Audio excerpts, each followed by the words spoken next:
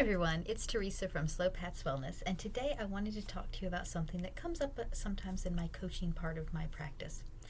So a lot of times what we do, either as part of the wellness practice or as part of the coaching practice, is we choose lifestyle behaviors that we want to change. So if someone, for example, is wanting to eat less processed food, they want to have more nourishing food, so we'll come up with a plan for how to diminish the amount of like fast food or prepackaged things or like sugary sweets and things like that, and try to increase the amount of organic food or whole foods or things incorporating a lot more vegetables and maybe either less meat or different kinds of meat or something like that. And a lot of times it can be overwhelming, and a lot of times it can also be very discouraging because you'll be trying to make these changes, and then if you don't do it exactly right, well, then you feel guilty, and that's something else we try to work on so that that doesn't happen. And it just becomes like this kind of glum restrictive thing you have to do. I know sometimes on some of the health support groups I'm on in Facebook, I'll suggest things like, in my case, some of the things that I have, health issues I have, are much better when I avoid certain foods. And people will say, but well, that just sounds awful. I already am miserable with this illness. Why would I want to eat something that, eat food that I'm not used to because I can't have the foods I love? And so one of the things we do in coaching is we try to reframe that. We try to look at it from a different perspective to see if maybe if we change our perspective, if we can feel differently about it. So let's take the idea of fast food or processed food into that and try to have kind of a reframing of that. Now, the idea of not eating processed food is something that just about anybody in healthcare, whether you're more conventional medicine, more alternative medicine, just about everybody agrees that the processed food that we eat contributes to a lot of the major ills in the body. Contributes to diabetes, contributes to cancer. They believe the inflammation that it causes can do that. Some of the actual chemicals are carcinogens that you find in foods or that are used in the production of foods. It can contribute to heart disease. There's lots of cardiovascular things now. There's a lot of research showing that it probably contributes to dementia, contributes to tooth decay. It contributes to problems like brain fog and some pains because people have sensitivities to different ingredients in foods, and typically that's higher in processed foods. It contributes to more allergy problems because a lot of times you don't realize there's an allergen in the food, and then you find out, like I know people who with dairy allergies have to be careful of things that have casein as an ingredient, caseine, and tuna fish of all things, at least in the past, I haven't looked it up recently, often has that ingredient in it. And so someone who's allergic to dairy could get very sick from eating tuna fish because they didn't realize it had a dairy derivative in it. So there's all kinds of issues with processed foods that you don't want to have, and much healthier not to have that. And if you just happen to not really like it, you need to develop a taste for more whole foods, then that can be discouraging. You're giving up something you like for something that you don't like in order to try to be healthy. So one way we'd reframe that is we go back several steps, not just to the food itself, not just to the health benefits that come from changing it, but let's go back even further than that. Let's go back to the really basic part of how you see life. Who do you want to be? What is the kind of person you want to be?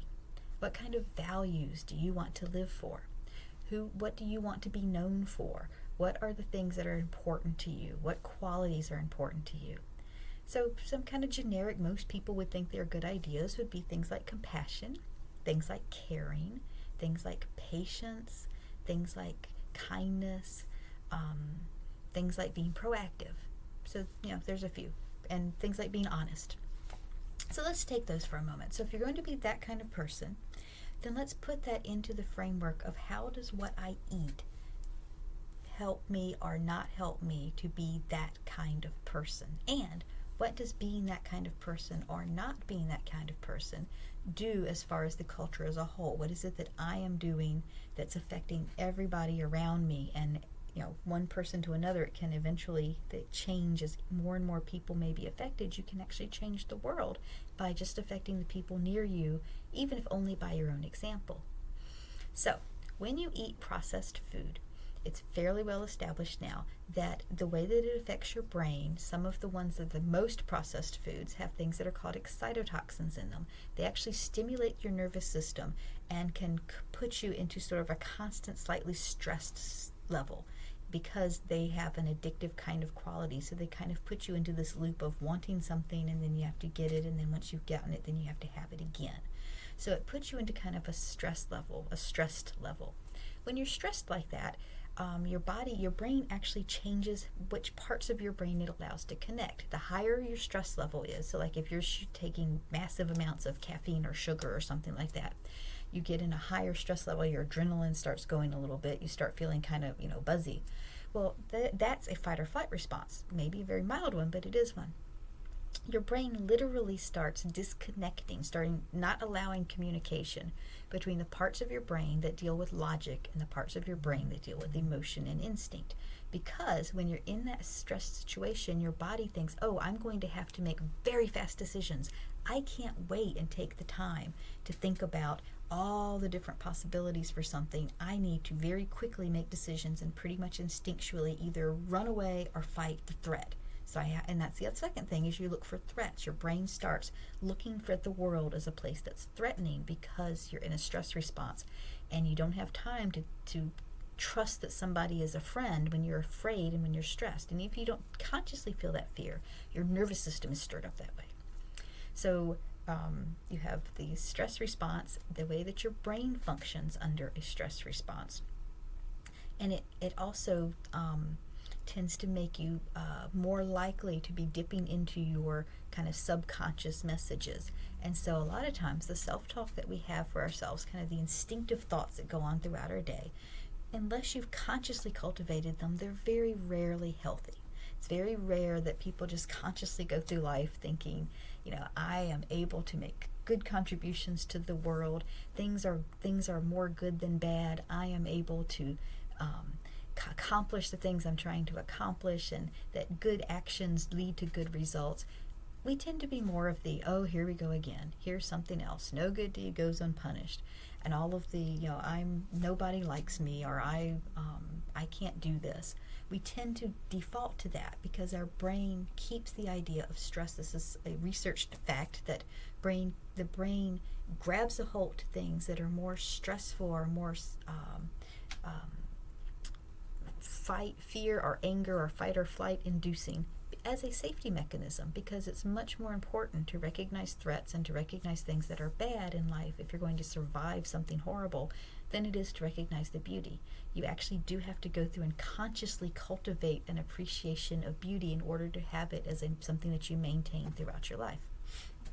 And processed foods, just by the effect that it has on your body, undermines all of that. So that's one part. So if you want to be a compassionate, patient person who's able to think through decisions and make good, logical, long-term decisions that are proactive, processed food gets in the way of that. Then there's the idea of, how does what I do affect other people in that realm of trying to be a compassionate, kind, proactive person who is giving to others and who puts out good things in the world. Processed food involves a lot of different chemicals. It involves pesticides, because in order for the food to be grown cheaply, they have to grow a whole lot of it very fast without taking the time to re-nourish the soil. So you use a lot of pesticides, you use herbicides, you use different kinds of fertilizers. Sorry, word just went out of my brain. Tends to be on these giant farms. If it's with meat, it tends to be feedlot animals, who a lot of them are raised at one time, sometimes in conditions that aren't great for them, and they tend to, a lot of times, unless it's been specifically outlawed, as it has been with some animals, they have to be fed antibiotics so they don't get sick, because they're not in as healthy of an environment, which leads to antibiotic resistance in people. They did a study among beef samples that antibiotics like Cipro, which is a very high-powered antibiotic that a lot of people have very bad reactions to, things like Cipro, things like amoxicillin, things like penicillin, are actually found in the meat of just about any animal that is not grass-fed.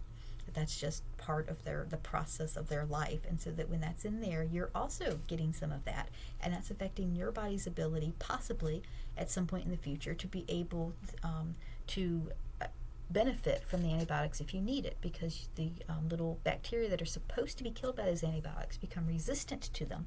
So then when you take the antibiotic, it might not do what it's supposed to do. So when you're eating processed food, you're contributing to pollution. They believe that a lot of the water pollution in the oceans with the scary algae and the weird bacteria is at least contributed to by the water runoff from all these pesticides and all these fertilizers that are used for these great big huge farms.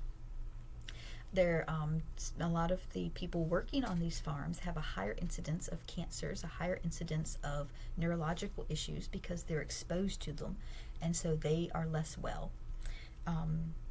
You have the antibiotic resistance, which is annoying enough when it's something that you have that's not serious, but it becomes life or death if you have an infection that's very serious and the antibiotic doesn't respond to it and your body is not strong enough to fight it off by itself. The antibiotics that are used in animals could actually be contributing to actual deaths in people at some point. So, who do you want to be?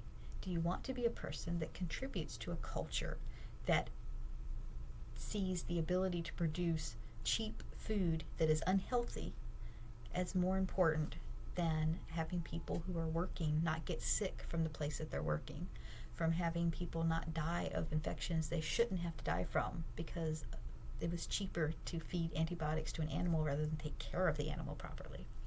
Do you want to live in a world that has all these foods that encourage you to eat things in a way that increases the rates of cardiovascular disease, of cancer, of neurological diseases?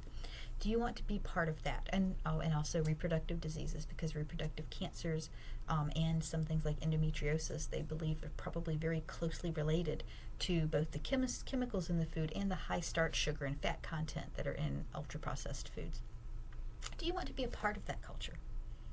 Or do you want to be against that culture? Do you want to be counter to that culture? Do you want to be somebody who's making their own path and who is able to work in a world where the things you are doing actually enhance health, enhance people's lives, and make the world better? So that's kind of a way of reframing the things that you may be doing in your own life that you want to change, but it feels kind of like a drudgery, or it doesn't feel like there's any fun involved into it, or it's an awful lot of work and maybe it won't even work when you come to the other side of it. What if, instead of seeing this as one more should, one more to do, one more thing that makes it a little less fun to be out in the world, what if you see it as part of a hero's mission to change the culture of the world you live in to something that is better for everyone, while you are able to embody the principles and the qualities and the personality factors that you actually want to have, so that you can be out there in the world being who you want to be and doing it in a way that helps everyone. So I hope that was helpful for you and helps you in your own journey towards health. So be healthy, and I will talk to you later.